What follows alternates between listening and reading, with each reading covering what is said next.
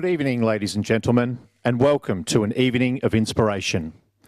Tonight's presentation will showcase some of the best and brightest talent from Emmanuel College, past and present.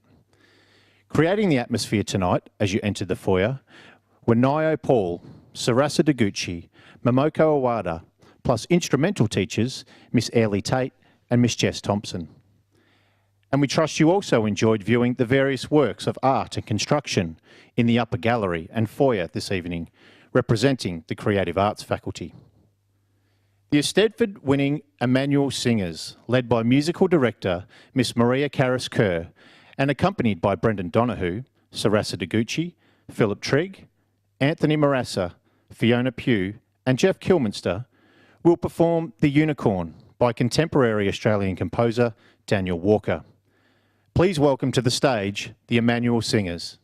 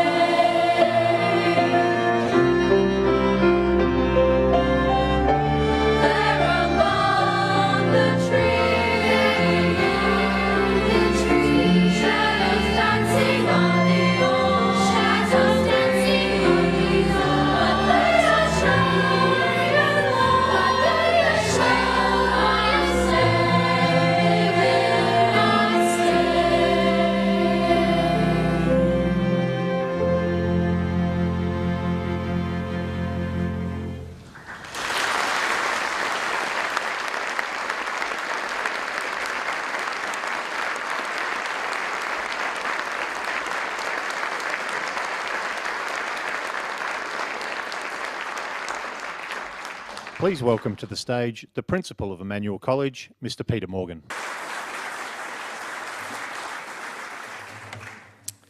Special guests, inspiring alumni, ladies and gentlemen, staff, students and supporters of Emmanuel College, welcome and thank you for joining us in the Lighthouse Theatre for the 2017 Evening of Inspiration.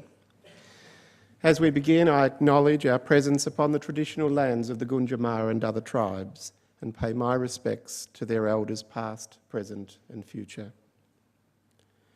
We are here tonight to be inspired by those who attended Emmanuel College and its predecessors, St Anne's and CBC, and to acknowledge their achievements and the myriad ways in which they have made and continue to make their way in the world. We're also here to see inspiration in the making through our current students who excel in music, in human movement, in dramatic expression and vocal eloquence, in artistic expression, in academics and in sport. In short, in every dimension of human ingenuity. Tonight we will witness the spectrum of human inspiration from those who completed secondary education in years past to those who are but young in their formal education.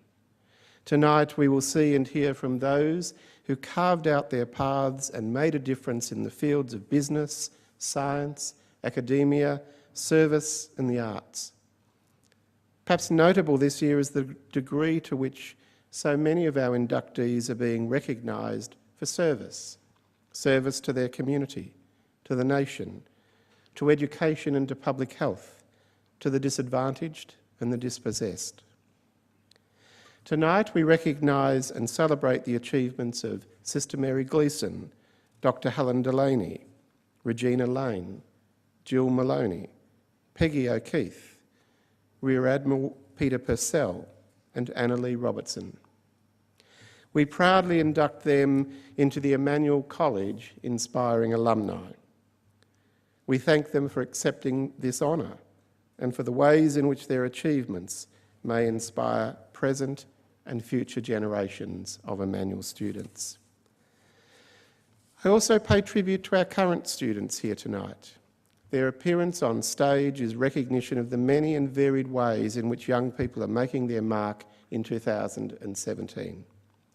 They are a wonderful cross-section of the young members of our local and school communities and of the wonderful things young people are doing, and they make us very proud. I congratulate them for their willingness to appear on stage. It's not always easy when young to stand for excellence. There's often someone there ready to cut you back to size. This evening of inspiration recognises their achievements and their willingness to rise above those who find it easier to cut down the achievers than to strive for success or excellence. Their example may well be the inspiration that enables someone else to inspire or to aspire and to achieve and succeed. And while not appearing on stage tonight, I give thanks to the inspiring work of the teachers and of the staff of this college. Whether an inductee, a current student or a staff member, you inspire in us the desire to be the best we can, and as Principal of Emmanuel College, I thank you. Finally tonight, I would like to acknowledge Brother Don Gallagher, who was inducted into the Inspiring Alumni here in this theatre just 2 years ago. Brother Don, aged 91 years, died peacefully on May 1 this year. On behalf of the Emmanuel community, I share our condolences and our sympathy with the brothers' community in New South Wales where he lived, and to his own sister Imelda here in Warrnambool. But now, sit back, enjoy tonight's evening of inspiration, and savour the many wonderful achievements of our college, and recognise and congratulate all those who are a source of inspiration within this Emmanuel College community. Thank you.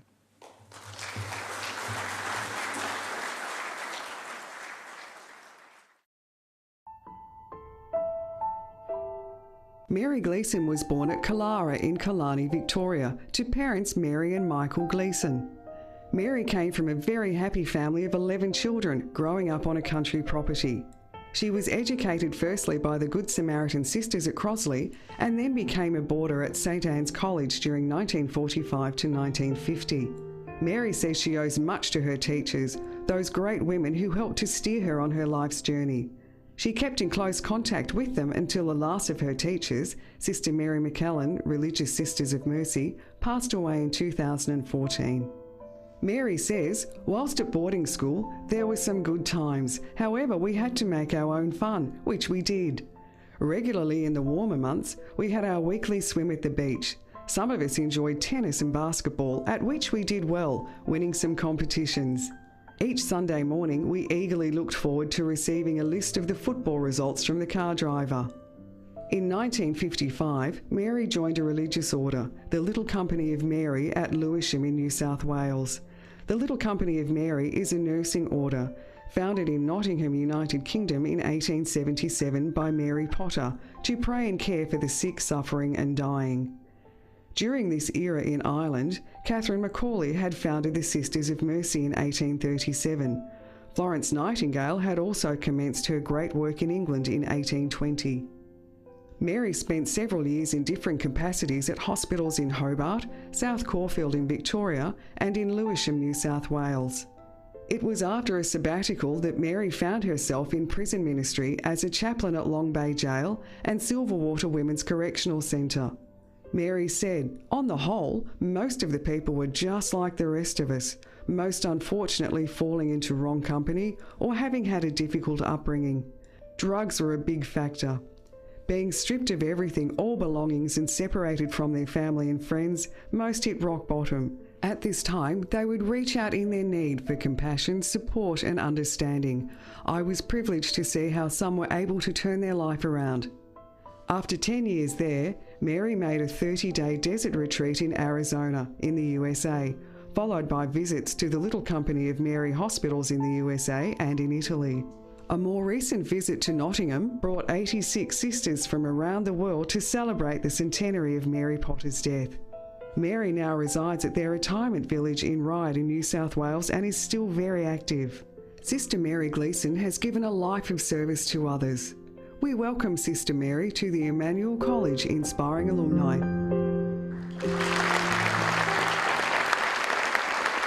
Welcoming our inductees to the stage this evening are College Captains Faith Hynan McKinnon and Leah Marnie, and Deputy Captains Molly McNeil and Jacob Pope.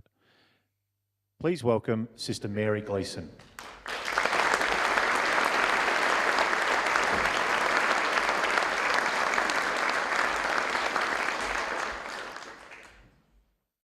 Strong lights. I'm very privileged and proud, also humbled, to be here this evening in spite that I can't see any of you.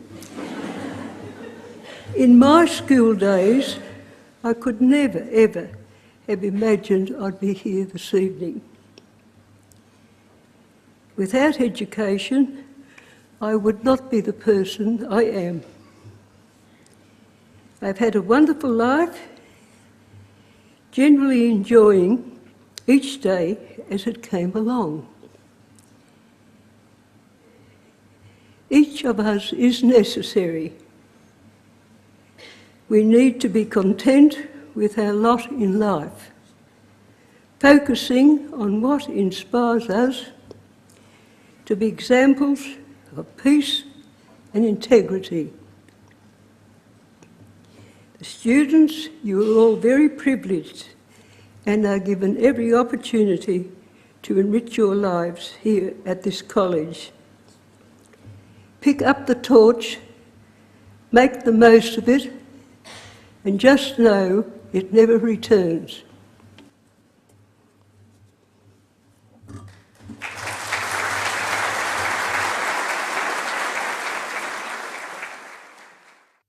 Please welcome to the stage Year 10 student Ashlyn Walker. This year, Ashlyn won her section of the Royal South Street competition. She is a member of Melbourne's Skim Contemporary Dance Company, having won a place amongst a field of 300 auditionees. Tonight, Ashlyn will perform a contemporary dance to the sound of Evanescence.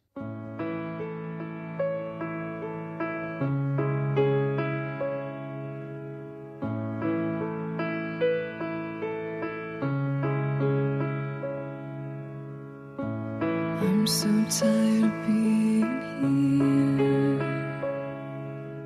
here, suppressed by all my childish fears. And if you have to leave, I wish that you would just leave.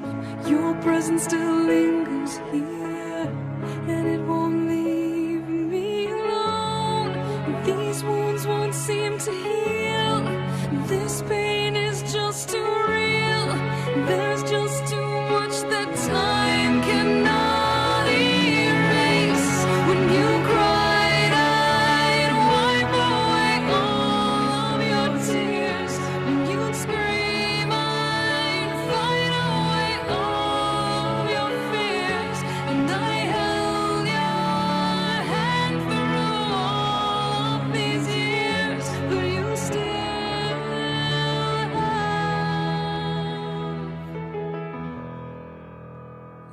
all of me.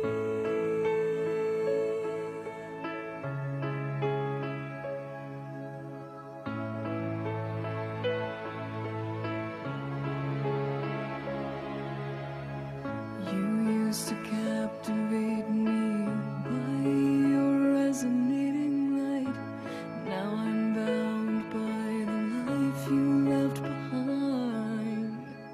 Your face, it haunts my once pleasant dreams. Your voice, it chased away all the sanity in me.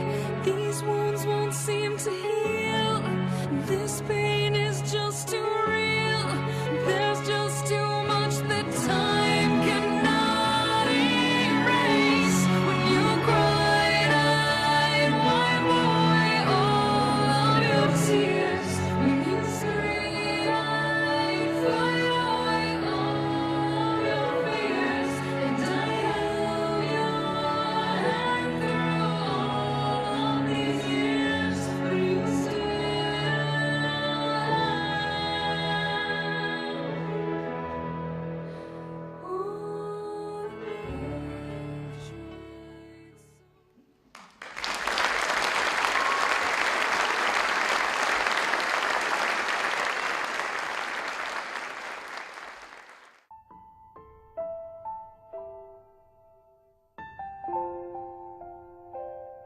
Helen Delaney is the eldest of the 7 children of Leo and Betty Delaney. She grew up on a dairy farm off the Mortlake Ellerslie Road. Her mother was a teacher, and both parents valued education and ensured that each of their children received a good Catholic education. Helen completed her primary education at a one-teacher school where her mother had been the first permanent teacher. Helen later became a boarder at St Anne's College. She was very happy there and completed her matriculation. Most of Helen's teachers were Sisters of Mercy, the most influential being Sister Sylvia Threlfall and Sister Philomene Carroll, as was Sister Bonaventure McAllen. They were good teachers, related well to the girls and taught several subjects each. Their example was a wonderful influence and inspired Helen to consider becoming a Sister of Mercy. Helen went to the Mercy Novitiate in Melbourne in 1957 and after her profession trained as a primary teacher at Mercy Teachers College in Ascot Vale. She then spent some time teaching at St Patrick's School, West Geelong and Sacred Heart School in Mildura. Although she was very happy teaching at primary level, she was then sent to the University of Melbourne to undertake a Bachelor of Arts degree. Upon completion of the degree, Helen was appointed to St Aloysius College, North Melbourne, where she taught biology, history, geography, religious education and social studies at senior level. She was there for 14 years, the last 10 as principal. During that time, Helen completed a Master of Education Administration via a distance education program from the University of New England. She continued in the role of principal at Sacred Heart College, Shepparton, which later became Notre Dame College, and was the principal of Our Lady of Mercy College for 3 years. Knowledgeable friends recommended that she pursue a doctorate in canon law.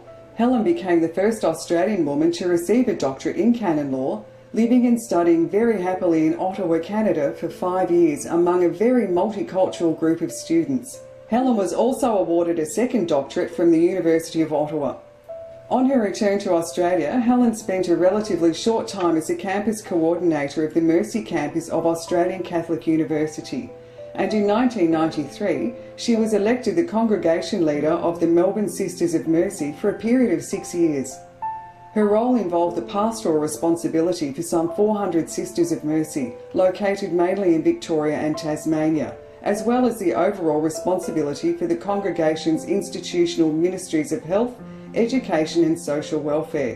When she finished her term of office, Helen lectured in canon law at Yarra Theological Union in Box Hill for several years and became a member of the Tribunal of the Catholic Church of Victoria and Tasmania, where at one time she was a director of the Ballarat office. She is now a member of the Department of Church History and the Department of Moral Theology and Canon Law at Catholic Theological College in East Melbourne.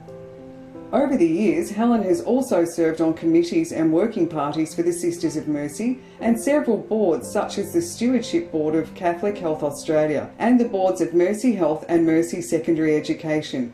She is currently a member of the Archbishop's Catholic Education Office Audit Committee.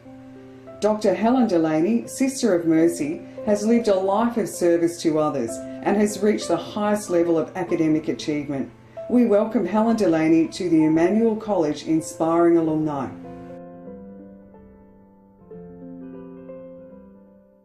Please welcome Sister Helen Delaney.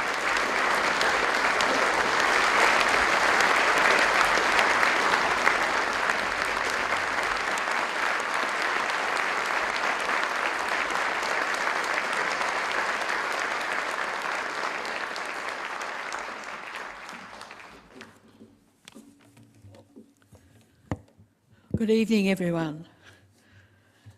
As Sister Mary said, and I would like to repeat, receiving an alumni award tonight is a great honour, and I'm both proud and humbled.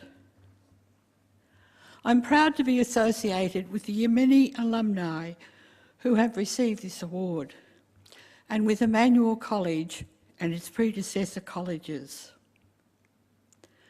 However, I'm humbled when I read of the contribution each and every one of them has made in so many spheres of influence over many years. It is truly inspiring. Over 20 years ago, I found myself on a high part of the Khyber Pass, which is in Pakistan, looking down on the border town of Landi Kotal and across to the barren and stony hills of Afghanistan. It was a slightly dangerous excursion, and we had to have an armed guard. A Pakistani soldier who looked about 18 and who carried a rifle nearly as big as he was, just in case, in those days, the Mujahideen came tearing over the hills to kidnap foreigners, which they liked to do. You may wonder why I mention this event, but it's become for me a symbol of my life and experiences, and a symbol of the unexpected things that have happened to me. It's relatively easy to imagine one day going to London or Rome or New York. But who imagines going to Karachi or Islamabad or Lahore? Especially if you are a dairy farmer's daughter from Ellerslie. I have not had a charmed life, but I've certainly had a blessed one. I count my blessings in 3 categories. The first centres around my family. We had a happy and secure childhood. There wasn't much money, and the monthly milk cheque from Nestle's was often awaited anxiously. My parents did the best they could for us, and judging what I have learnt, especially during my time as a secondary school principal, they did very well. Our family has remained close, and I'm very happy that several of them are here with me tonight. The second lot of blessings relates to my education. Our parents sacrificed much to educate us, and I certainly benefited from good teachers in Wollongoon State School, St Coleman's School in Mortlake and at St Anne's. In the last two schools, almost all my teachers were Sisters of Mercy, and I later discovered that they are all well qualified and experienced. Needless to say, we liked some more than we liked others, but on the whole, they were fair and understanding and provided a positive role model for me. Finally, I owe a great debt of gratitude to my religious congregation, the Sisters of Mercy, which over many years has given me a first-class tertiary education, great opportunities and experiences I could never have envisaged as I went off to the convent as a naive 17-year-old all those years ago. I would like to thank all who have been involved in the granting of this award. The person who nominated me, the Emmanuel Board of Management, for approving my nomination, the Principal, Mr Peter Morgan, for his letter of invitation, and the Emmanuel College staff who have guided me through the process. I shall treasure this award and wish all involved all the best in the future. Thank you very much.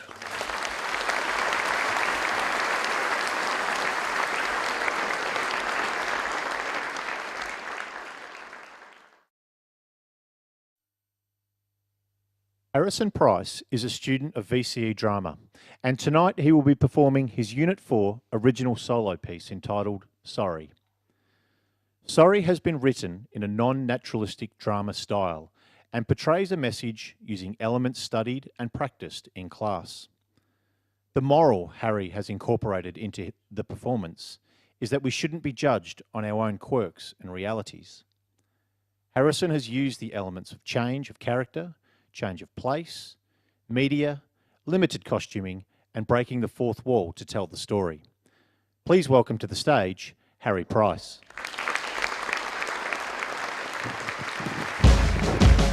What's your problem? Excuse me, sir, but what is wrong with you? You all right, mate?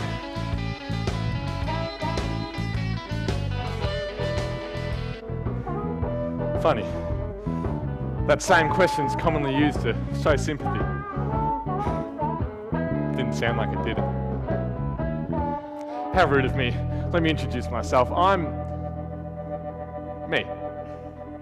And this is you. He's a comedian. And this here, this is also you. Works at Hungry Jack's.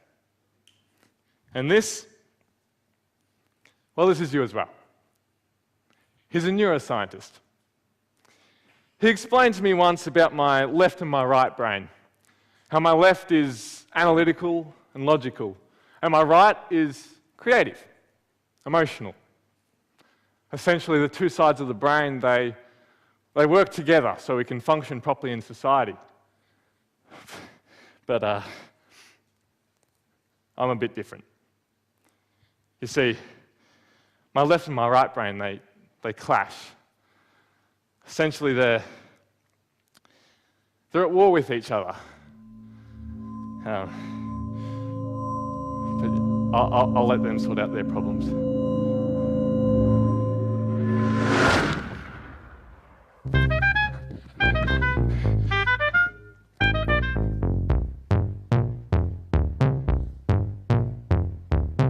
Problems? What problems? I don't have any problems. Right brain is right. No, we need to sort this out. He's not happy. I know what you're talking about. I'm happy. Everything is awesome. Shut up! No, this is all your fault. You're leading him into a false sense of security, and it's putting more pressure on me to solve problems. Sometimes I'm solving problems that don't even need to be solved. It's all because of you. He hates you, I know it!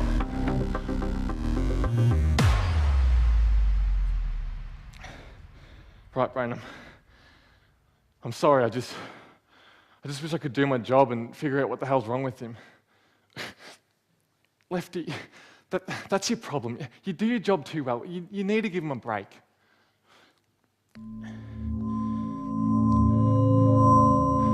You're right.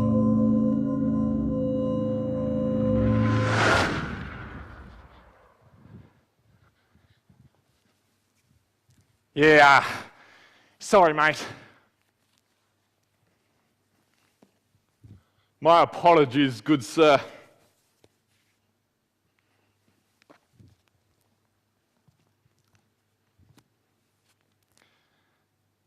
Sorry.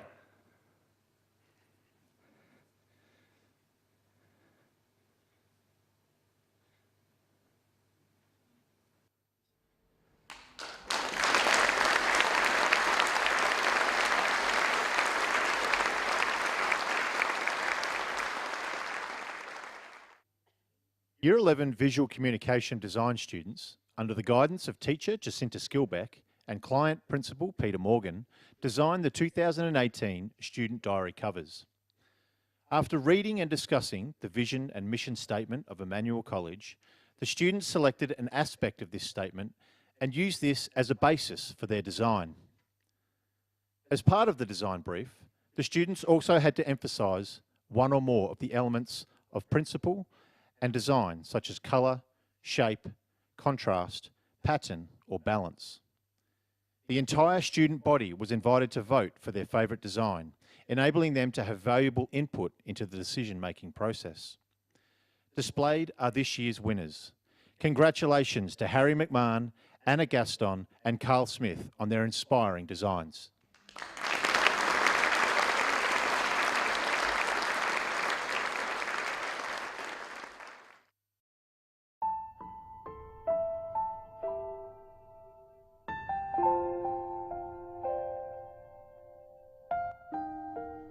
Regina Lane is the ninth of 10 children raised on a dairy and potato farm in Tower Hill.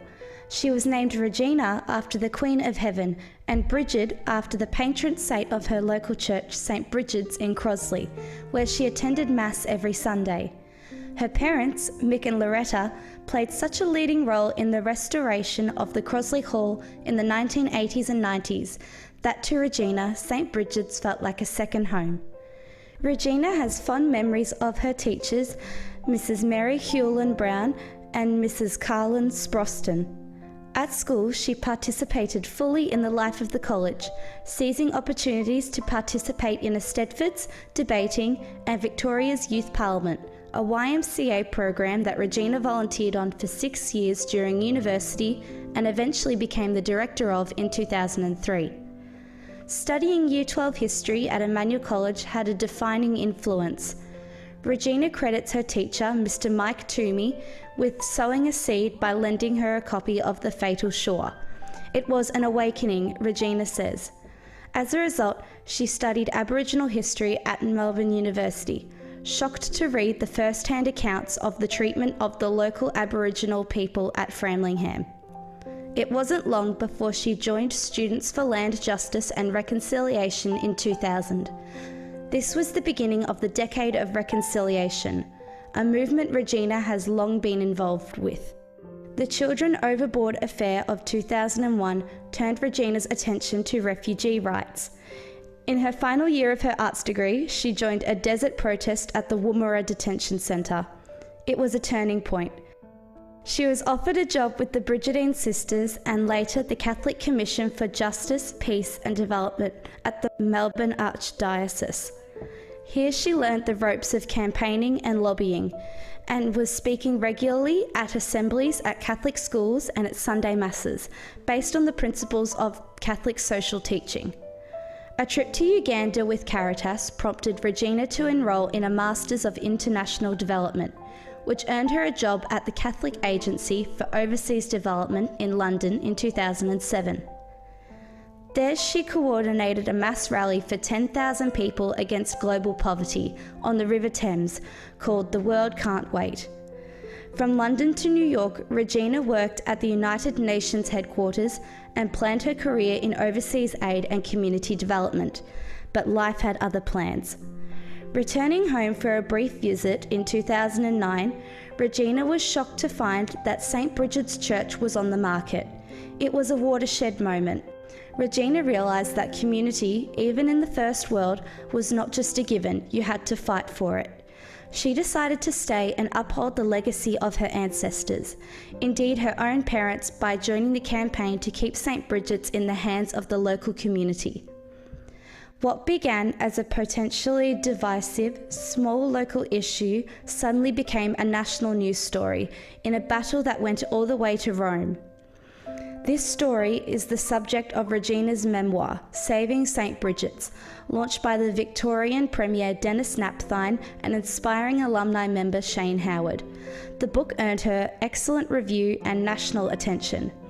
More recently, Regina was interviewed on Ireland's national radio broadcaster and was reviewed in the Irish press. Regina donates the proceeds from the book to help pay off the monthly mortgage on St. Bridget's and help keep it in community hands. Despite living in Melbourne, Regina is a regular at St. Bridget's vibrant cultural and community events and is actively involved in preserving the district's rich Irish heritage. Under her publishing imprint, Brighton Books, Regina published a second book on the district entitled The Church on the Hill, a history of 100 local Irish families. After St. Bridget's was saved, Regina campaigned on the issue of climate change for the national grassroots association Get Up. She then worked at the Australian Conservation Foundation towards a new economy, becoming a founding director of the Australian National Development Index, a project which aims to go beyond GDP towards a more holistic measurement of national progress. In 2014, on the back of her book, Regina became Director of Publishing at Garratt in Melbourne, a Catholic publishing company. Regina Lane, activist, author and campaigner for social justice, we welcome you to the Emmanuel College Inspiring Alumni.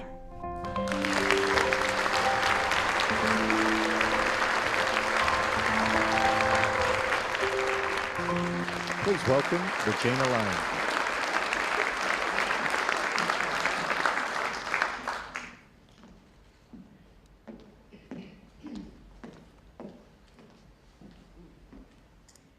What an honour it is to be here. Thank you to everybody who made tonight possible. And my congratulations to all the other inductees. First and foremost, I'd like to thank my parents, Mick and Loretta Lane. I really feel like it's them that should be standing up here tonight because, as I wrote in the dedication page of my book, they are and always will be my inspiration. As you've already seen, they inspired me and an entire community to stand up for what we believed in. Now, saving St. Bridget's might be a big reason why I'm here tonight, but that's a big story, and I've decided that you can read that some other time. Tonight, I'd like to share with you a story of something I've learned only in the last 2 months, since I was, in fact, because I was nominated for this award. When I was at Emmanuel, I jumped at the invitations of Mrs. Hewlin-Brown and Mrs. Frosson to get involved in debating youth parliament and the Eisteddfods. And it's so lovely to be here 20 years on in exactly the same spot where it happened. It wasn't cool, but it was fun, and it gave me the skills I would use time and time again in my career. I remember in Year 9 going off to the Victorian Youth Parliament to debate French nuclear testing in the Pacific, no less. You can imagine what this young dairy farmer's daughter from Tower Hill felt about that. Luckily, I didn't have to say much. It was my teammate who stole the show. Going through my school things recently, I saw that I wrote about her in my Year 9 journal, and so I thought I'd share a piece with you. She was as cool as a cucumber.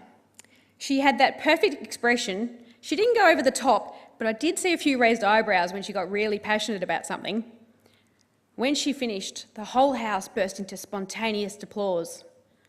I looked over at Mrs. Hewlin-Brown and she was grinning from ear to ear. I was so pleased. It felt so good, even though it wasn't me that did it. It's humbling to see my youthful appreciation of my peers' talent. I hope I told her so.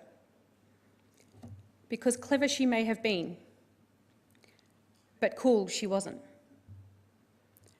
Well, not by the standards of my peers, anyway. She was different. And when you're 15, nobody wants to be different. And so outside of debating, I hardly knew her. I don't know who she hung out with, I don't know where she spent her lunch break, I knew where I fit in, and that was all that mattered. I don't know what happened to her after school. Truth be told, I don't even really remember graduating with her. She simply dropped off my radar. She turned up on my radar 2 months ago when I saw she nominated me for this award. I didn't recognise her name at first. I hadn't seen or heard of her for close to 20 years. But when I realised, tears sprung to my eyes. I looked her up, thanked her, and asked her out for a coffee. And there she was, this incredibly smart, curious, creative, funny girl who could have been, should have been, my friend all these years. But she wasn't, because my 15-year-old self had decided that she was different, had failed to see all that she was. And in doing so, I failed myself 20 years of friendship with a kindred spirit.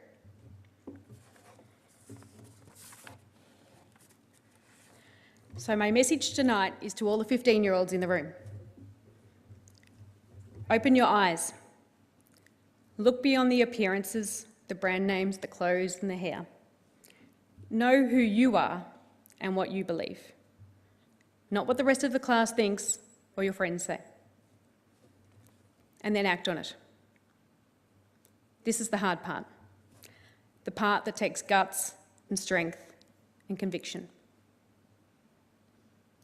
But as my parents have shown me, when you give yourself permission to go against the tide, you unconsciously give others permission to do the same.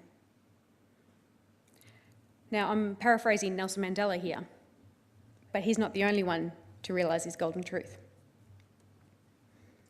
Funny man Jim Carrey says we must risk being seen.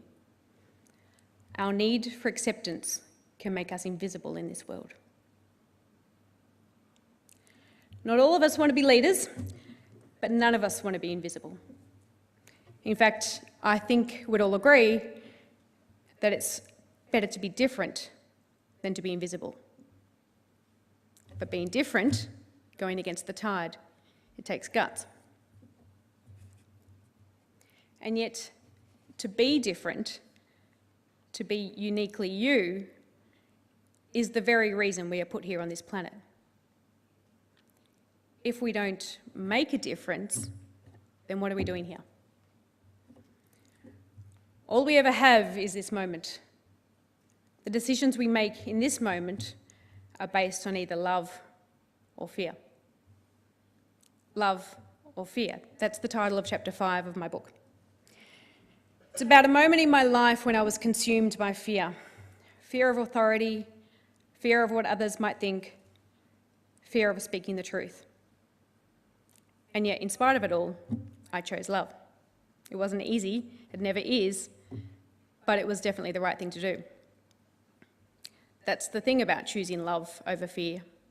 It feels right, because it means being true to yourself. If I'd been true to my 15-year-old self, I would have chosen love, not fear. I would have been friends with that girl from debating. Clearly, I admired her. But my youthful self was too afraid of being seen, and therefore being different. That's the beauty of maturing, I guess. This nomination has clearly given me a lot to reflect on. It's also given me cause to be thankful for the legacy of my most influential teachers. People who sowed the seeds of permission to help me risk being seen. This nomination has not only rekindled a long-lost friendship, it's also given me hope for the future. You see, the girl from debating, the girl I've been talking about, she sows these seeds every day as a teacher here at Emmanuel College. Thank you, Bridget Ford, for the life lesson and the nomination. Thank you all.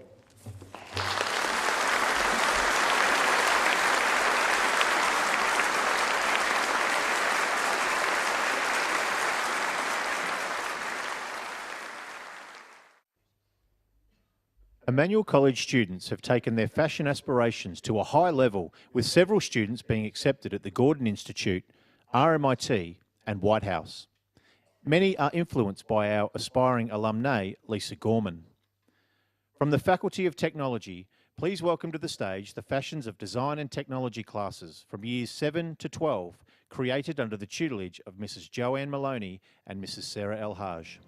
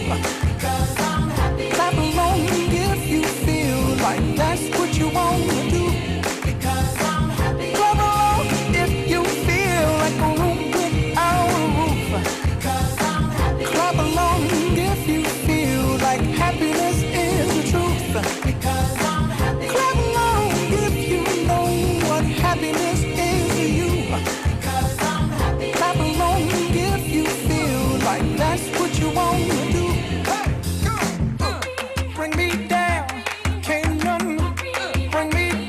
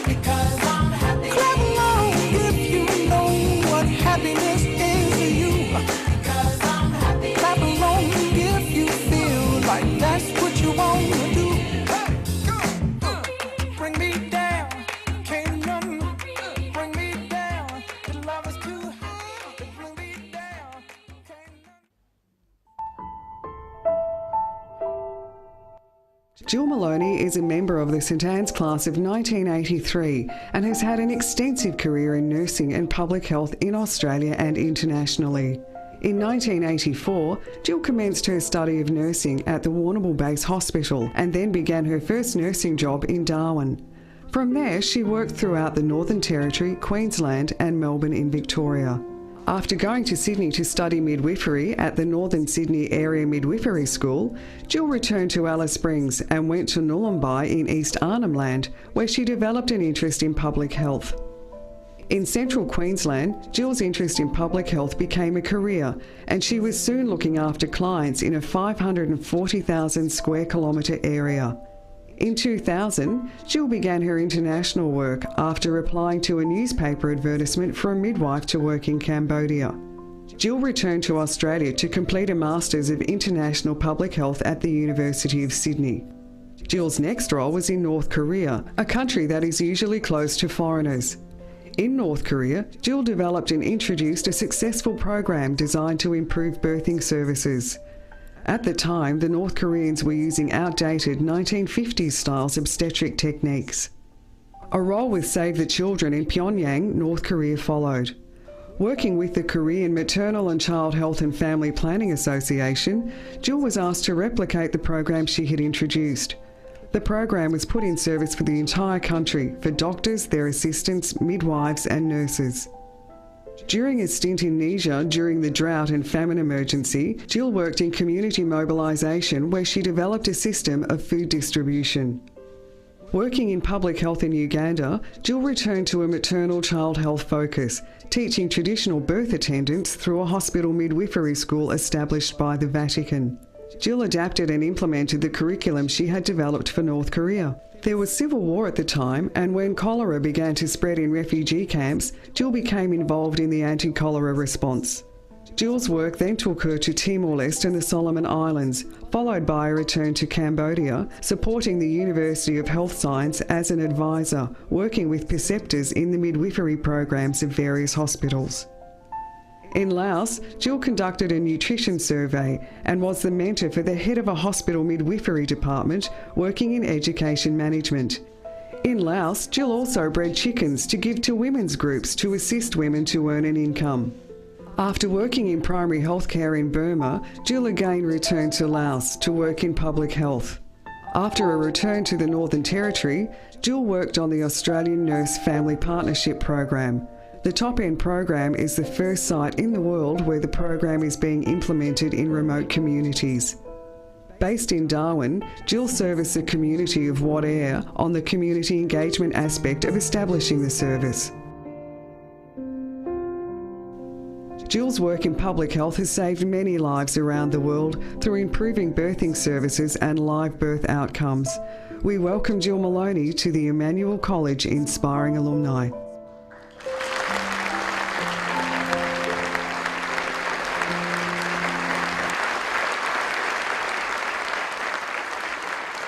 Jill Maloney is working in the Northern Territory and is unable to join us this evening.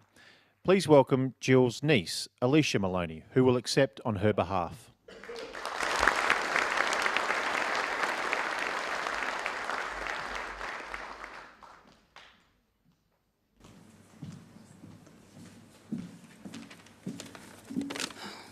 What a couple of acts to follow.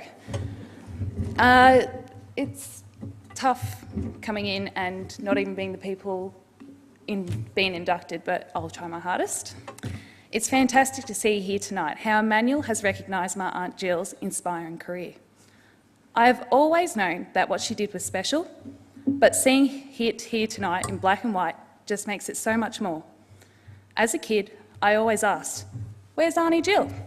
The response I would get from my family was always in a strange country that I would have no idea how to pronounce.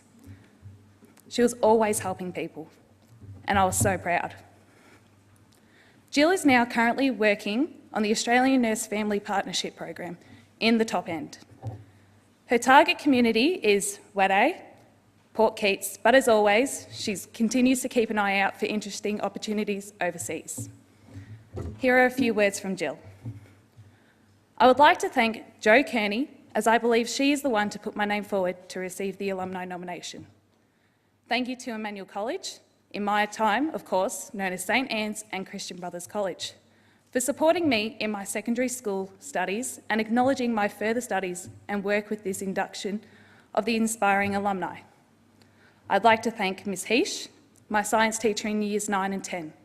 I remember her being really encouraging and supportive, convincing me that I would cope with studying chemistry in year 11, even though it was taught at the very scary CBC campus. I've always had more of a head for science and maths than language. I struggled with French at school and, despite living in rural and remote Aboriginal communities and in other countries where a variety of different languages are used, I never learnt any of them. My family would say that I haven't even mastered English yet. Thank you to my family and friends who have supported me in my further education and career, and have even come to visit me and immerse themselves in other cultures as well. My mum inspired me to go out and see the world and do my best to help those less fortunate than myself. I'm unsure that she was a little apprehensive about my travelling to some of the countries I worked in, but as always, encouraged me to just do it. For the current staff and students at Emmanuel, I urge you to dream big and follow those ambitions, whatever they may be and wherever they lead you. If you have an interest in international health and development, there is always a need for such skills. But there are many different paths you can choose. Remember, they may seem like pipe dreams now, but it is possible to turn them into reality if you have a focus and the desire to do so. Thank you.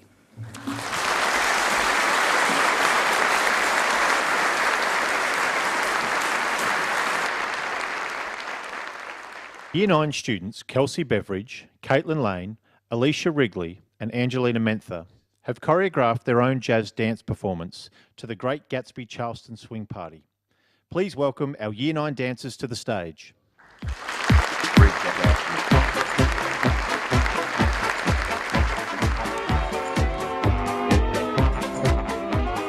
Great Gatsby's.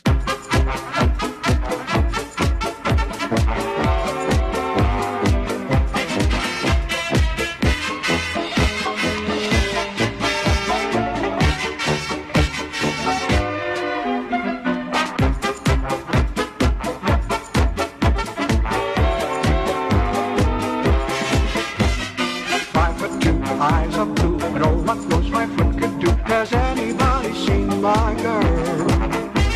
Turned up nose, turned down hose, never had no other boat. Has anybody seen my girl?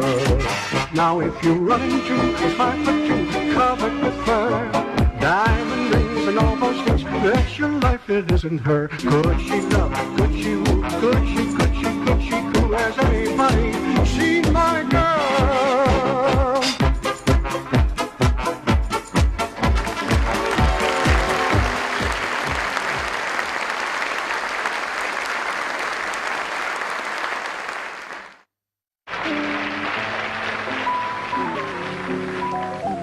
As an artist, you work with many musicians, and some of them you really love working with because they not only give a little bit extra something to the music, but when they accompany you, they just make you feel that little bit better. So I'd like to introduce my friend and guest, Peggy O'Keefe.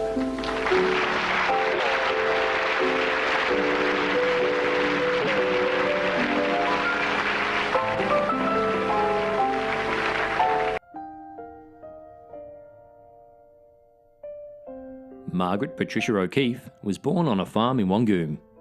After a good education, both musical and academic at St Anne's College, she attended the Melbourne University Music Conservatorium, where she studied violin, piano, singing and harp. Whilst there, she was a classmate of Douglas Gamely, who also travelled to Britain and found great fame as a pianist, orchestra leader and arranger, most notably arranging the bulk of Dame Joan Sutherland's lighter repertoire. Before departing Melbourne in 1960, Peggy had already built up a solid reputation as a pianist, appearing on radio broadcasts and working as an accompanist to artists in nightclub cabaret. After her arrival in London, Peggy picked up where she had left off back in Australia. She had not been in London long before she was playing in jazz trios and quartets in establishments such as the Stork Rooms and the Riverside Club. It was during this spell that she played for and rubbed shoulders with artists like Sammy Davis Jr., Tony Bennett, Dame Cleo Lane, Dizzy Gillespie, Oscar Peterson, and renewed an old and special friendship with legendary bass player Ray Brown. In 1962, Peggy signed a contract with the Rio Starkis Hotel Empire and travelled to Glasgow to commence her residency for 6 months in the Chevalier Casino. The 6 months eventually became 6 years, and during this time she presented many series of live music programs from the casino with a star-studded list of guests. At this time, Peggy had also been discovered by the BBC and Scottish television, and she went on to present many music programs both on television and radio right through until the 1980s. She was probably one of the busiest pianists used by the BBC and Scottish television. As well as her own programs, she was acting as a staff pianist, taking responsibility for accompanying auditions, recitals, singers, and musicians on entertainment programs, as well as playing piano within most of the BBC's ensembles. From jazz trios through chamber groups and big bands to the BBC Radio Orchestra and the BBC Scottish Symphony Orchestra. It was often said that you could hardly put on a BBC program which included musicians and not see Peggy O'Keeffe among them. I feel a lovely song coming on. Can anyone play the piano? You? It's difficult. What's your name? Peggy? Come up and have a look at it, Peggy. Oh. Shame, isn't it?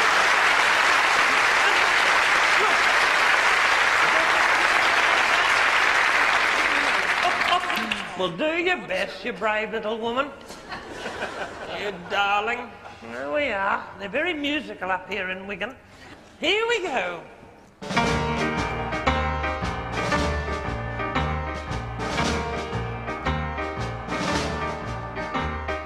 I want to broaden my horizons. I want to meet my public face to face.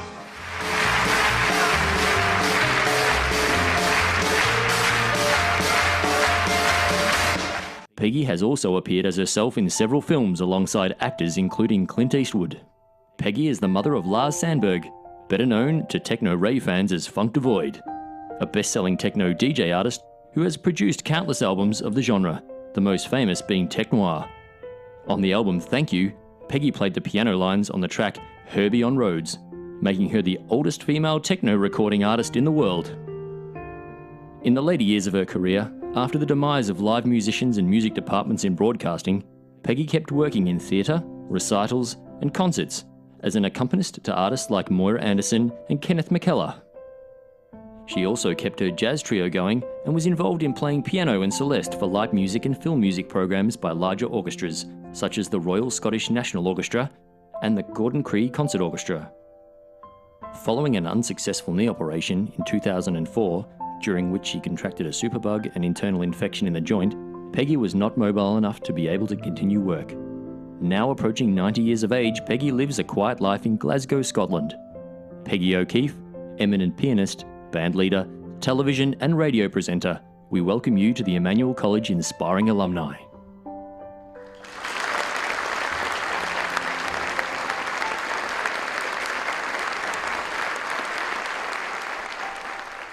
Peggy lives in Scotland and is unable to be with us this evening. Her award will be accepted by Emmanuel students Caitlin Garner and Thomas Hughes.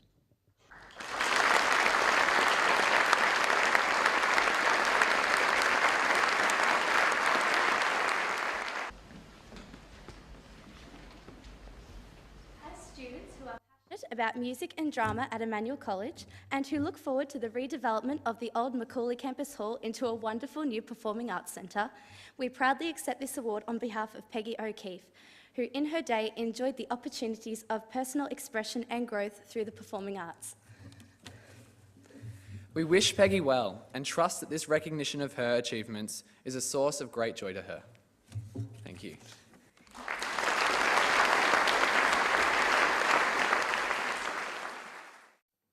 Year 8 student Sarah Ewing is a Legacy and Rostrum Voice of Youth award-winning public speaker. Tonight, Sarah will present the speech that she took to the Voice of Youth State Final, entitled A Blank Canvas. Please welcome Sarah.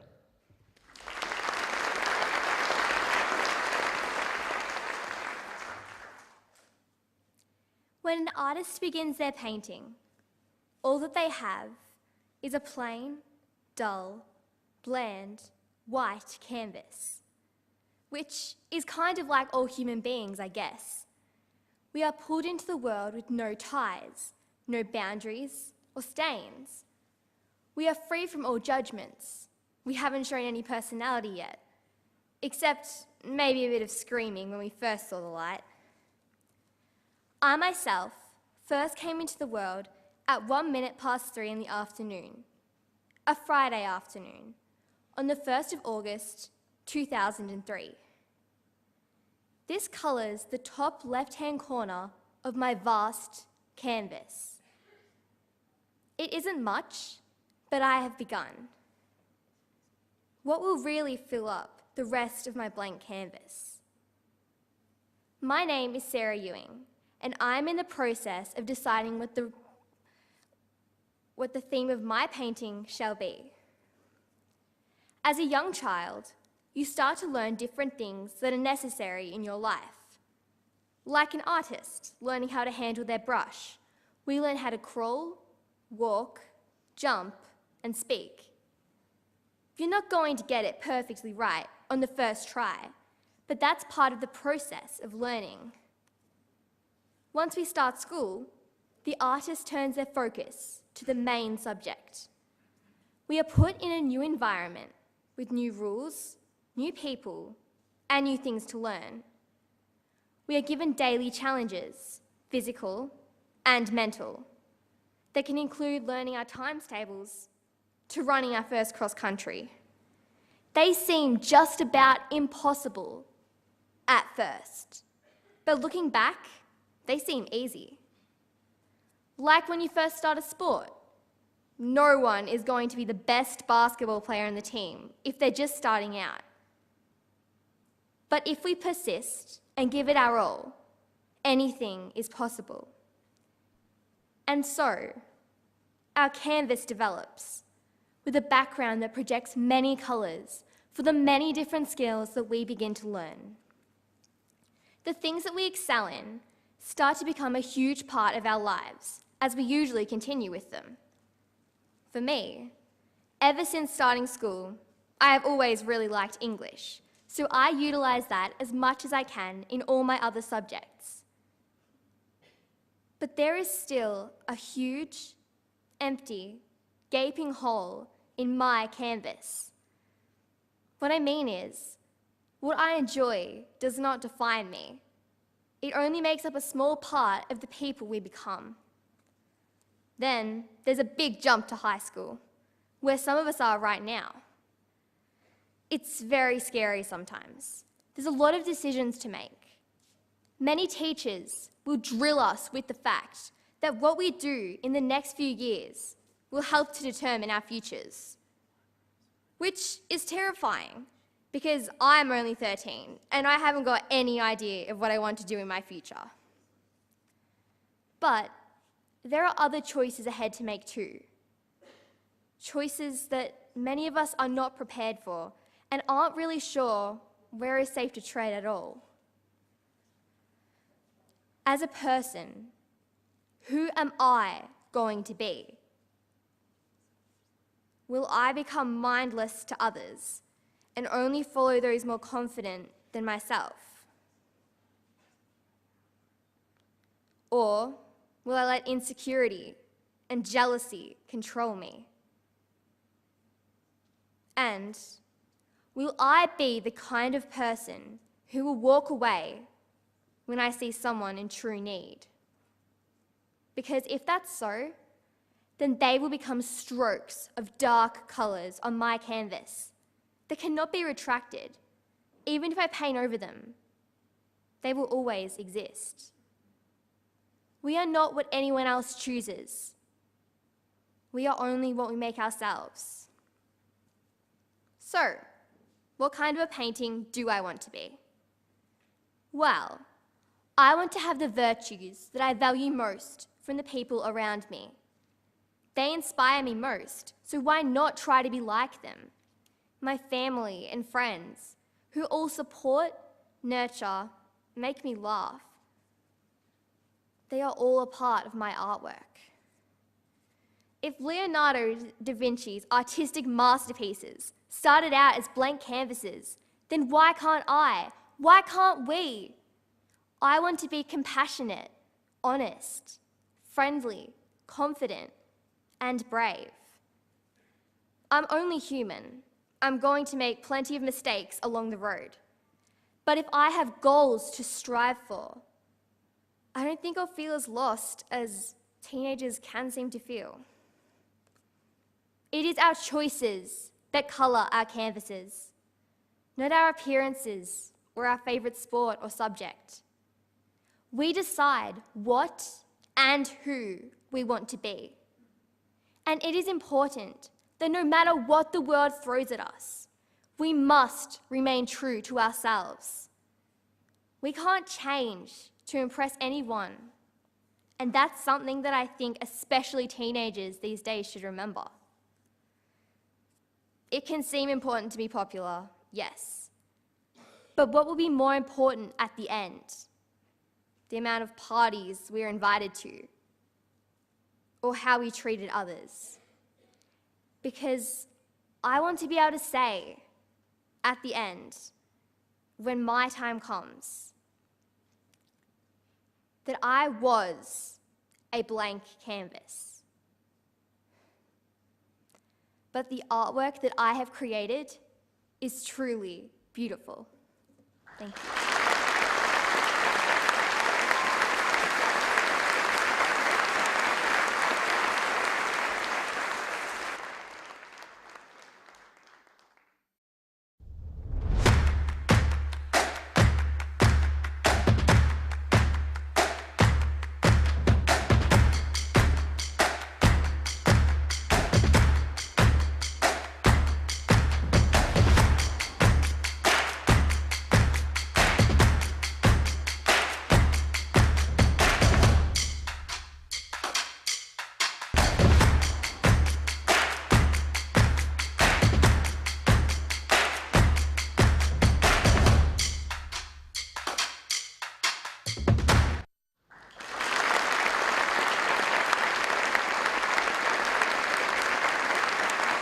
Emmanuel College acknowledges the following students for their achievements across a wide variety of endeavours.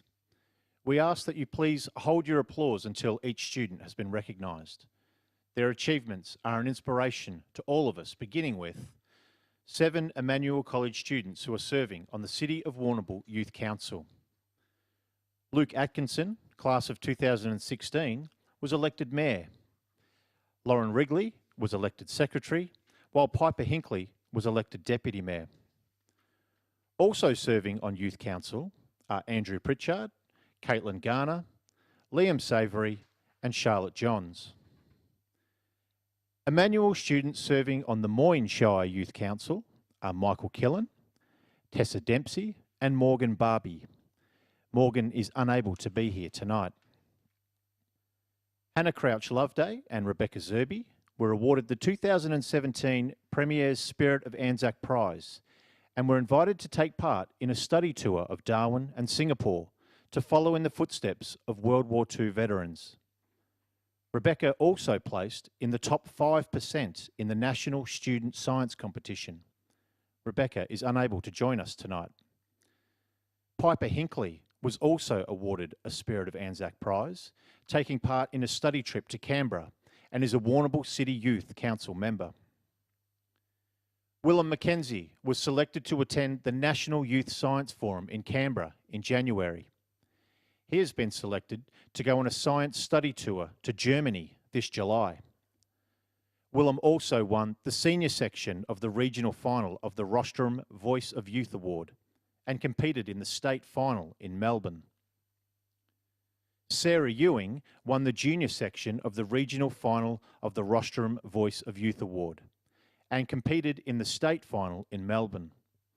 Sarah also won the junior section of the Legacy Public Speaking.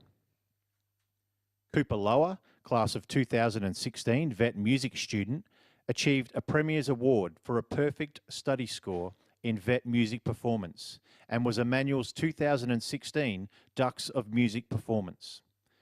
Cooper is on a tour of Europe and is unable to join us tonight. The Australian Geography Competition is a national contest for Australian secondary school students assessing their geographical knowledge and skills. Jacob Gomes achieved the equal highest result in the nation. Jacob also placed in the top 5% in the national science competition, along with representing the college in the state final of the Victorian School Chess Competition. At the Warrnambool and Moyne Youth Achiever Awards, the following students were announced as winners. Matt Hardiman, the Warrnambool Sports Award. Matt also represented the state in the National Surf Lifesaving titles, competing in the open section against accomplished Ironmen. Balin Cumming, recipient of the Moyne Sports Award. Rebecca Zerby, Warrnambool Community Leadership Award. Caitlin Evans from the class of 2016, Moyne Academic Award. Caitlin was also the Dux of Physics and Chemistry. Caitlin is away studying a science degree and is unable to join us tonight. Joseph Brady from the class of 2016, Moyne Community Leadership Award. Joey can't be with us tonight as he is competing in the Battle of the Bands with the other Emmanuel alumni who formed the band Tears of Joy. Andrew Pritchard, the Warrnambool Academic Award, an overall Youth Achiever runner-up. We also recognise Andrew as a member of Warrnambool Youth Council, the winner of a scholarship from the Japan Society of Victoria, and a high achiever in the algorithmic and computational thinking competition. In March this year, Courtney Brown, Rebecca Zerby and Kate Beggs represented the college in the Head of the Schoolgirls rowing regatta. Kate Beggs won silver in the single scull. Courtney won bronze in the A-grade final, and Rebecca Zerby won the C-grade final Year 10 single scull. Kate is unable to be here tonight. Austin Edwards and Jack O'Toole represented the college in the Head of the Schoolboys rowing regatta. Both boys competed in the Year 9 single scull, with Austin qualifying into the A-grade final after coming third in his heat. Austin went on to come 5th overall in the final. Jack qualified in the B-grade final after coming 4th in his heat and took out first place in the final. The boys also competed in a double scull, coming 4th in the final. The Emmanuel 4x50 metre freestyle relay swim team broke a record of 39 years in the Warrnambool and District Schools competition. We congratulate Pera de Ross, Eddie Worrell, Yaz Lang and Alex Johnston. Alex also competed in the Victorian Short Course Swimming Championship, the Victorian Country Swimming Championships and the Barwon Southwest District Championships, placing highly in multiple events, including first in both the 50 metre and 100 metre backstroke events. Alex was selected for the Swimming Victoria Performance Pathway Junior Talent Squad, named 2016 runner-up club champion for 12 and 13-year-old boys at Warrnambool Swimming Club this year, and received the Coaches Performance Award for 2016 for the Warrnambool Swimming Club in May 2017. Laura Lafferty has such an outstanding resume of achievement, particularly in the sporting arena, that we couldn't mention everything tonight. Amongst those achievements, her efforts have been recognised by the Southwest Sports Star Awards and the Moyne Youth Achiever Awards. She has won the Emmanuel Sportsperson of the Year Award, the Emmanuel Best All-Rounder Award, and the prestigious Victorian Olympic Council Pierre de Coubertin Award. In netball, Laura was awarded Most Valuable Player in the Grand Final Under-19 team in the Victorian Regional Netball League, was named Best Mid-Quarter in the All-Stars team, and has represented the college many times in inter-school sports. In horse riding, Laura came first in local trials in dressage, cross-country and show jumping, and earned a place to compete at state level. In May, Laura was chosen as an ambassador for Warrnambool's May Race Carnival. Laura is the captain of Macaulay House, and along with her VCE studies, she has completed a Certificate 2 in racing through Warrnambool College.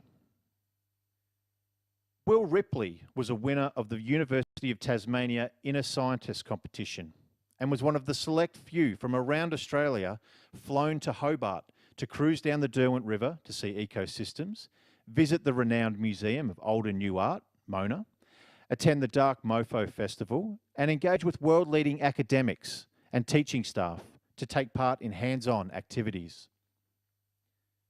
Davida Mila Sharp had her artwork accepted into the Select Entry International Women's Day Art Prize.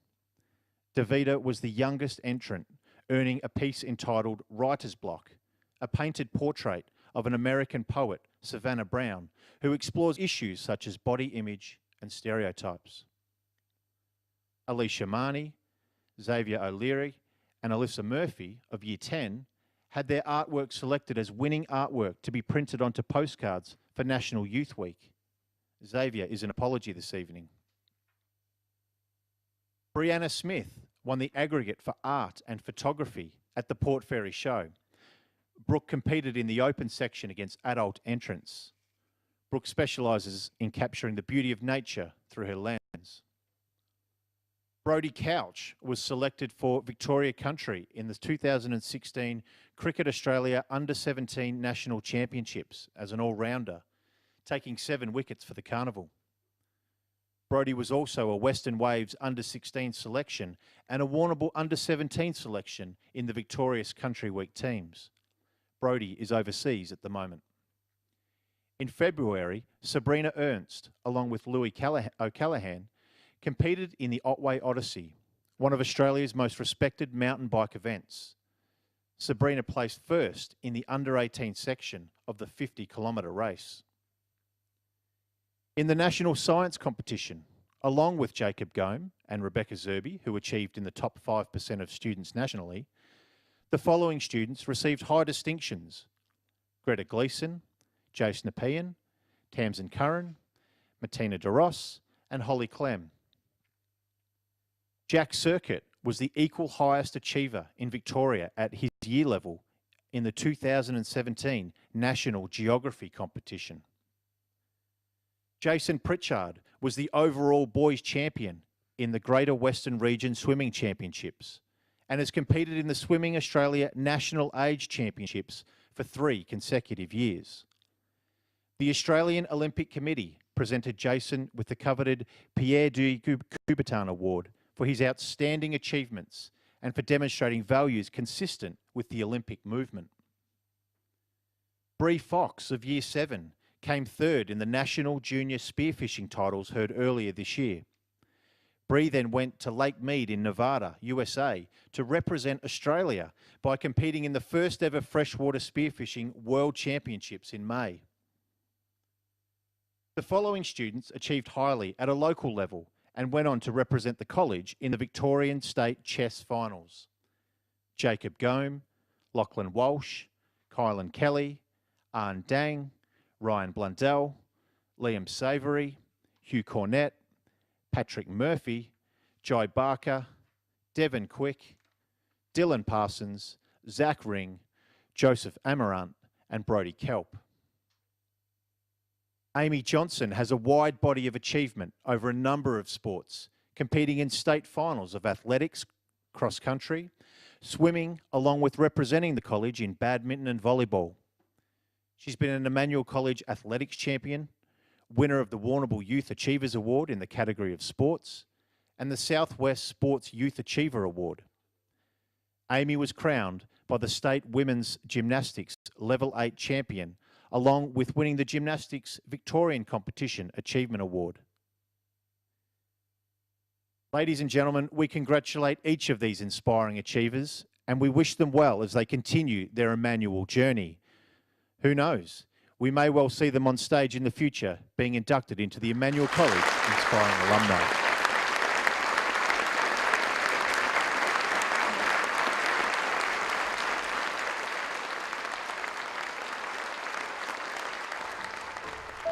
Rear Admiral Peter Purcell. Peter Purcell completed his secondary education at CBC after moving to Warrnambool from Shepparton. Peter has strong memories of his schooling, especially the friendship provided to him as a newcomer by the group in his year.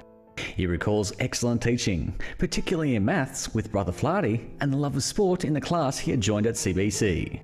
As a Second World War baby whose father flew with the RAAF, Peter was aware of the need for national defence and had some of what a career in the Navy might entail. This, the opportunity for travel, and the experience of living in a coastal town influenced Peter to join the Navy and complete his schooling at the Royal Australian Naval College. Peter joined the RANC in 1958 and graduated dux of his entry in 1960. Peter was at sea as a midshipman for the next 18 months in the frigate HMAS Caribbean and the aircraft carrier HMAS Melbourne. He served in these ships in the Far East Strategic Reserve during the Malayan Emergency in 1961 to 62 and was awarded the Australian and Malaysian Service Medals for his service. Peter took engineering studies at the Royal Navy Engineering College in Plymouth, UK. He graduated with a London University engineering degree and was promoted to lieutenant in 1965. This was followed by applied engineering studies in the UK and USA. He joined the guided missile destroyer HMAS Hobart for its second deployment of the Vietnam War in 1968. During this deployment, the ship came under friendly fire from US forces, resulting in the loss of lives, significant injuries, and major damage to the ship's weapon systems. Repairs were made at the US Naval Base in Subic Bay in the Philippines, and following repairs, the ship returned to the gun line.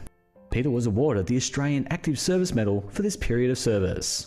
In the 1970s, Peter had appointments to the staff of the Australian Naval Attaché Washington, USA, followed by further training in the US and service at the Long Beach, California US Naval Shipyard as part of the introduction of digital computing technology to the Australia's squadron of guided missile destroyers. Peter was posted to Garden Island Dockyard in Sydney for the digital computing upgrade of HMAS Hobart in the mid-1970s, and then as Weapons Electrical Engineering Officer of the ship and subsequently the Guided Missile Destroyer Squadron. He completed a Macquarie University degree in Economic and Financial Studies in this period. Following his time at sea, Peter was appointed to a series of Navy and Defence positions in Canberra. Included among these, he was appointed an Honorary Aide-de-Camp to the Governor-General in 1988. Canberra postings culminated in senior positions in engineering, project management and governance as a Commodore and Rear Admiral. Included in these were Director General Naval Production, Chief Naval Engineer, Assistant Chief of Navy, Material and Head Systems Acquisition, and Maritime and Ground Systems. Over this time frame, much of the present RAN fleet of ships and submarines was acquired or significantly modified.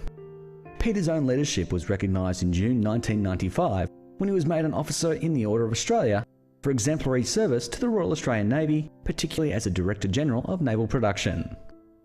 Following retirement from the Navy in 1999, Peter served on a number of boards, and from 2000 to the present, he has worked as a Senior Advisor to Defence as a member of its Project Governance and Assurance boards. He was also a Senior Advisor to the Australian Customs Service in the renewal of its coastal surveillance capability. Peter is a long-term supporter of ICAN, an international campaign to abolish nuclear weapons, and is a former president and now life member of the RAN Ski Club. Peter was a competitor and coach with the Navy Inter-Service Nordic and Biathlon team for 2 decades. Peter's very multinational family has accompanied him around the world, and Peter's oldest son, Mark, has followed in his footsteps. Rear Admiral Mark Purcell was also made a member of the Order of Australia. Peter Purcell has given a lifetime service to Australia. We welcome Peter Purcell to the Emmanuel College Inspiring Alumni.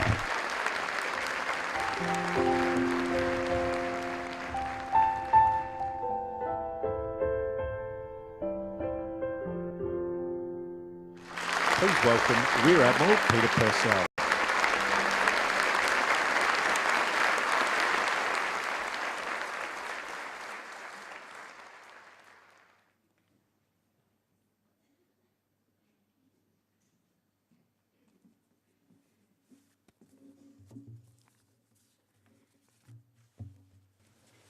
Let me start by saying thank you very much for this award. I am deeply honoured, having only spent a year at Warrnambool, but a very significant year in that it set me up for the rest of the chapters of my life, which I appreciate. I'd also like to compliment the school on the program. So often we see students who serve their time at school and that's the end of it. This sort of program, I think, aids them to understand that the time at school will lead on to other things, We've seen a huge bevy of potential alumni here tonight, all of whom most impressive. And if as a schoolboy I was that impressive, I'd probably be standing even taller. What I'd like to do tonight is just raise a couple of issues, mainly for the student body. My naval career has been really about keeping the sea lanes of communication open. That's what navies are all about. This year is the 75th anniversary of the Coral Sea, and those of you who are students of history will realise that that in fact gave the Allies command of the seas and ultimately dictated the outcome of the Second World War. Without keeping those sea lanes of communication open, we would probably be a quite different nation today. That's what navies do as a business. What I have done within Navy is actually spend your money.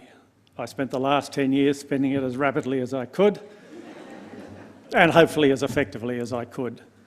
And I had the privilege of sitting over most of the current fleet in terms of submarines, aircraft and ships, a job that I really enjoyed.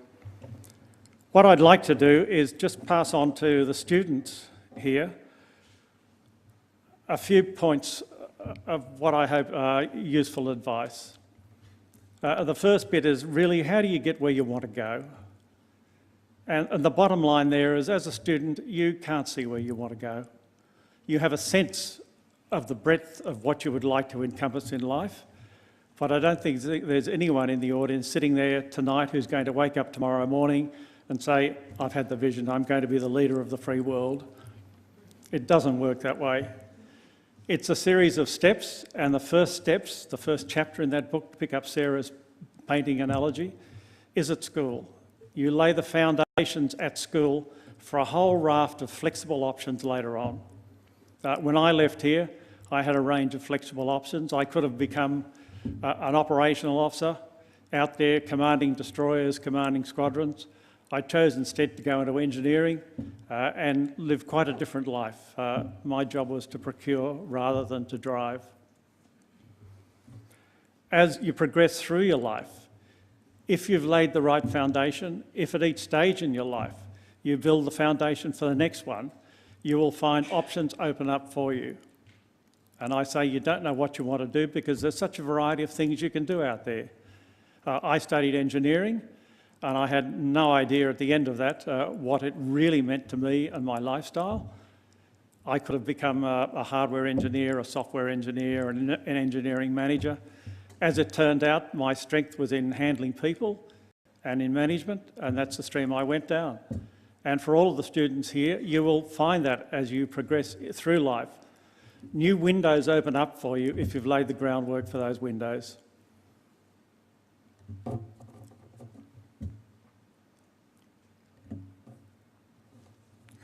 The second point I'd like to raise with you is that when I left school, I was very narrow in my vision.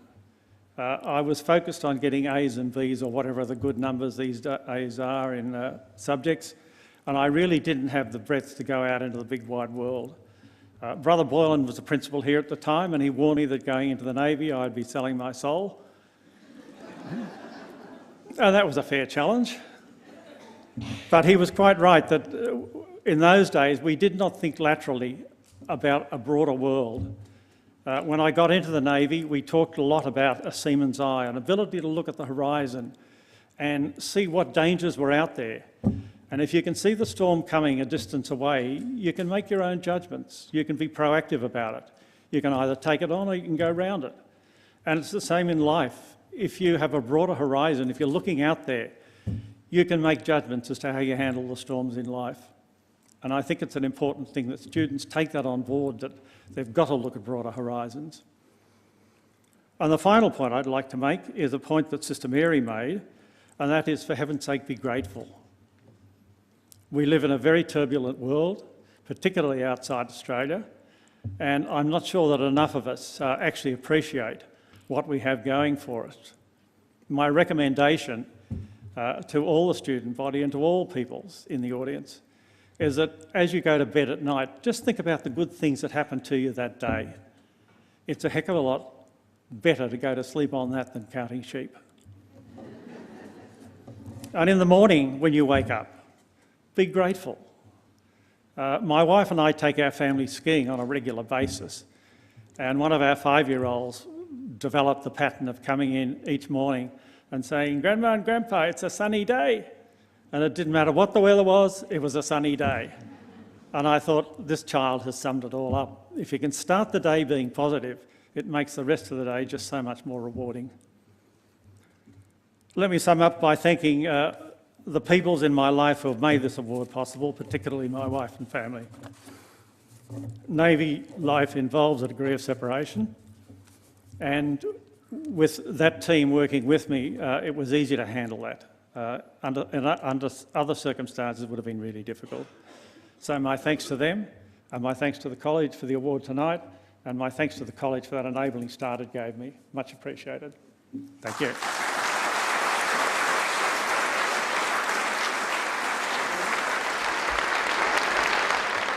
2016 marked the 45th anniversary of Jim Jacobs and Warren Casey's timeless musical, Grease.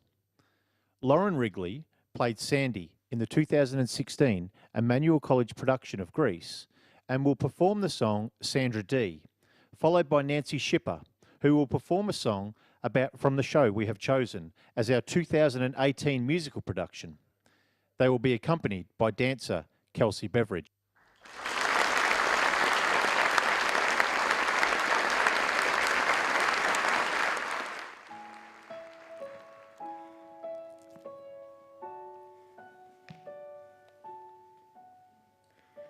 Look at me, there has to be something more than what they see. Wholesome and pure, oh so scared and unsure. A poor man's Sandra D. When they criticize and make fun of me, can't they see the tears in my smile? Don't they realize there's just one of me, and it has to last me a while?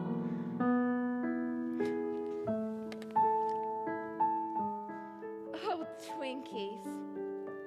I haven't been able to eat these since Frenchie's sleepover. Don't try and pierce your own ears. Dessert wine and Twinkies just don't mix. Oh, this photo. I love this car. I look so hot in that.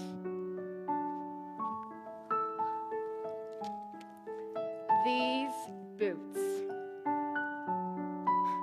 That's when I tried to change myself for Danny. What a waste of time that was. Sandy, you must start anew. Don't you know what you must do? Hold your head high, take a deep breath and cry. Goodbye to Sandra D.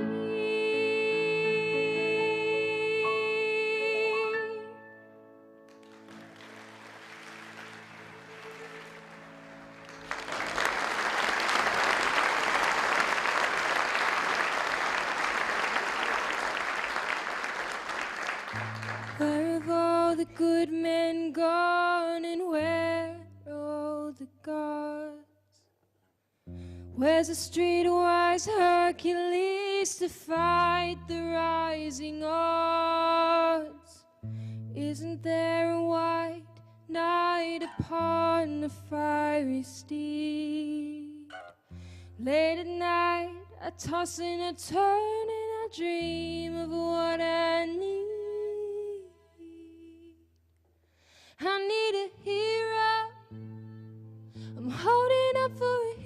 till the end of the night. He's gotta be strong and he's gotta be fast and he's gotta be fast to the fight. I need a hero. I'm holding up for a hero till the morning light. He's gotta be sure and it's gotta be soon and he's gotta be larger than life. Larger than life.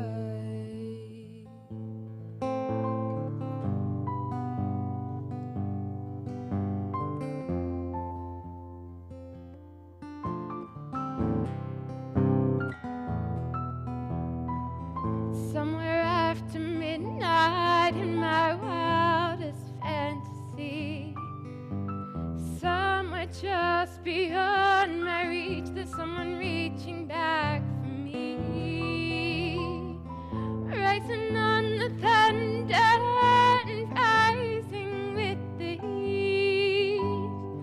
It's gonna take a Superman to sweep me off my feet. I need a hero. I'm holding out for a hero till the end of the night. He's gotta be strong and he's gotta be fast and he's gotta be fresh from the fight. I need a hero. I'm holding out for a hero till the morning light.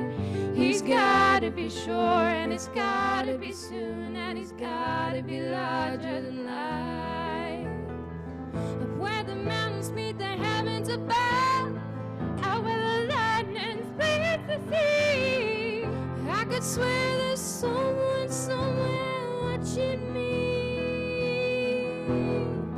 Through the wind and the chill and the rain and the storm and the flood, I can feel its approach like a fire in my blood.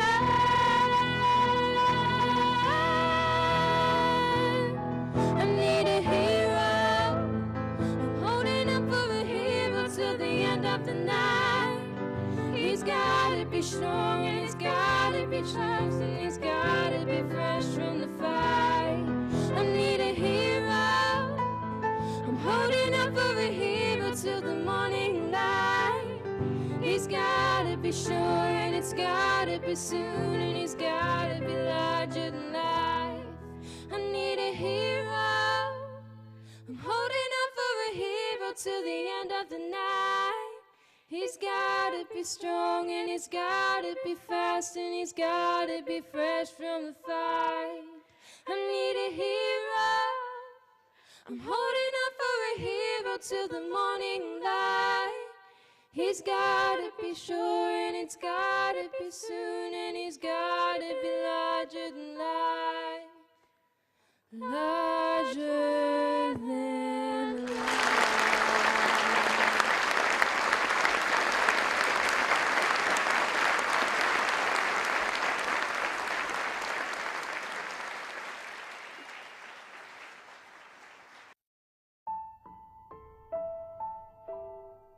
Annalee Robertson was an Emmanuel College captain in 1993. Throughout her schooling, she embraced the vibrant musical life of the college by joining the choir, playing flute and piano. With some fellow students, Annalee wrote the song "Peace is What We Need," which was entered into the Song for Peace competition as part of the 1988 World Expo in Brisbane. The song was recorded professionally, sold locally and performed on television. Influenced by music teacher Meryn Adams, Annalee completed singing exams and performed successfully in Eisteddfods throughout Victoria. Annalee said of Meryn, "Her gentle encouragement was vital in developing me both as a singer and as a performer.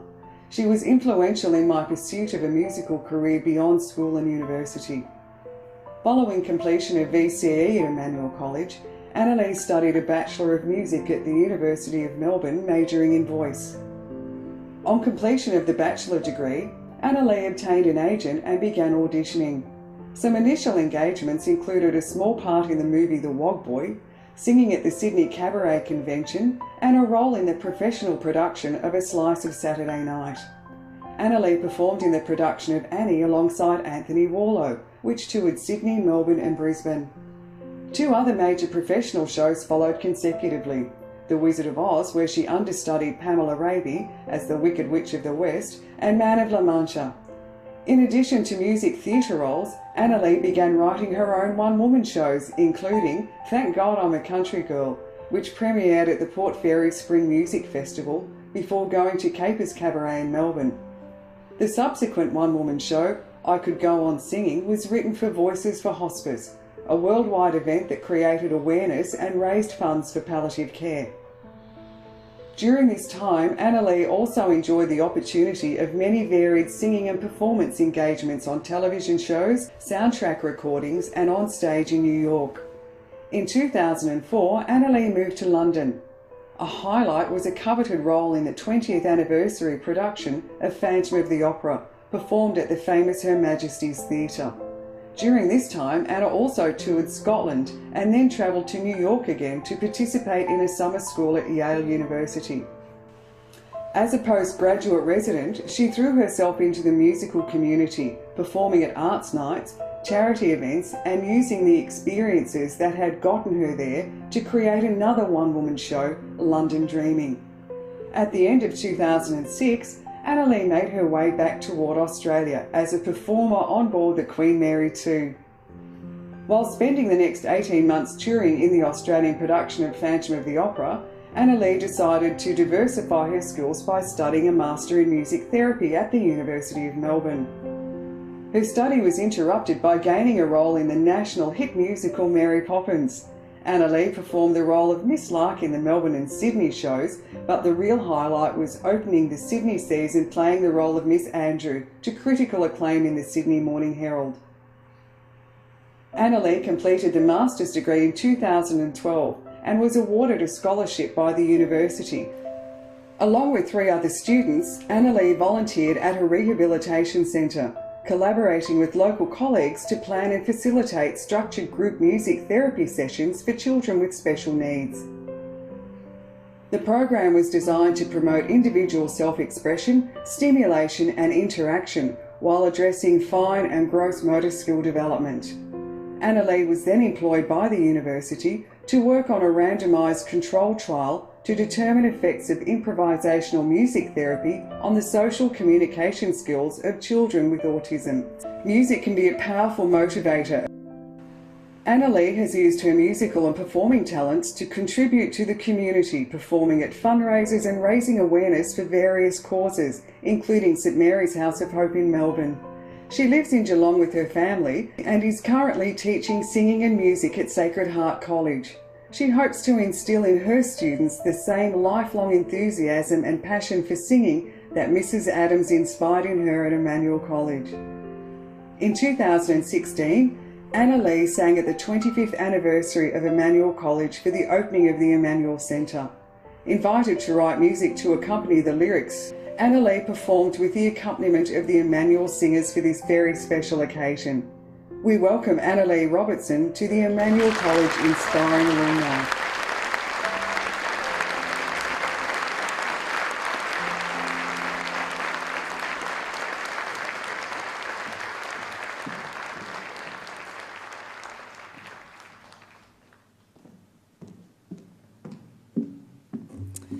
Oh, thank you very much. That was a lovely, indulgent walk down memory lane for me. Thank you to Peter and to Jean for putting that together.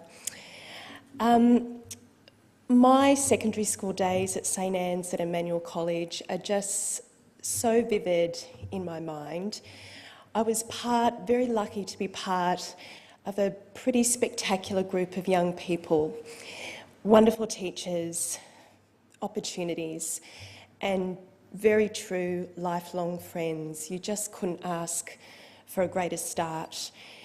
But for me personally, one of the things that I hold dear and I think is very special is in those latter years of school, when I was starting, I was asked by teachers, so Anna, what are you going to do when you finish school? What are you going to be?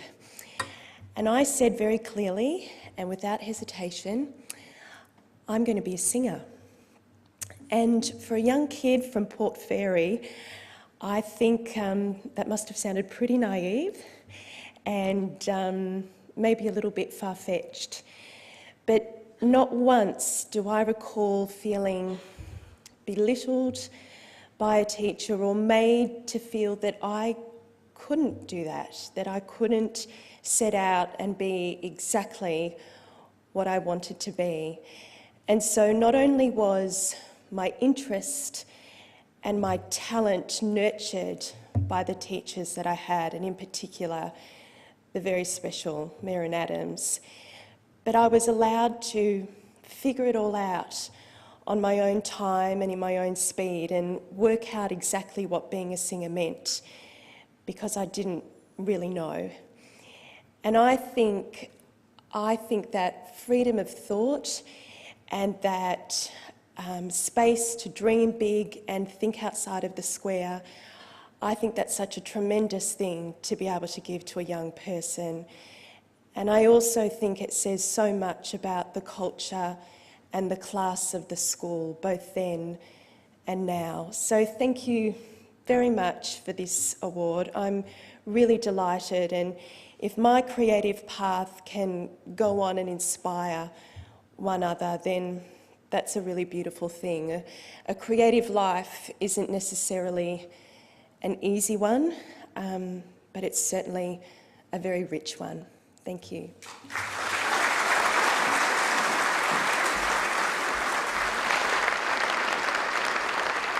The performer of tonight's final song is a student of Emmanuel's leading VET music program. Nancy Schipper of Year 11 has performed at major music festivals including the Port Fairy Folk Festival and the Tamworth Country Music Festival. Nancy released her new single this month, and it has already achieved great success with airplay and chart positions on Radio Triple J. Before Nancy's performance, there are a number of people we wish to acknowledge and thank. Thank you firstly to all of tonight's Inspiring Alumni, performers and achievers, and to the Emmanuel College staff members who made this evening happen. Thank you to the staff and volunteers of the Lighthouse Theatre and to our sponsors, Tobin Office National. Good evening, travel safely, and God bless. To perform her song, Corner Store, please welcome to the stage, Nancy Schipper.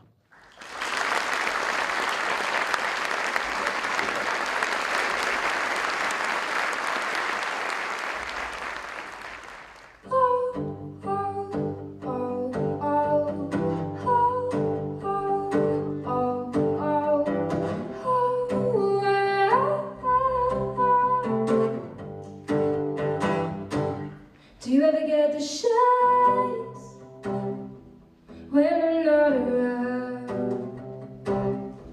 'Cause I get the shakes when you're not around and I need you here. Do you ever lose control when all your money is spent on wine and the cheapest clothes? I lose control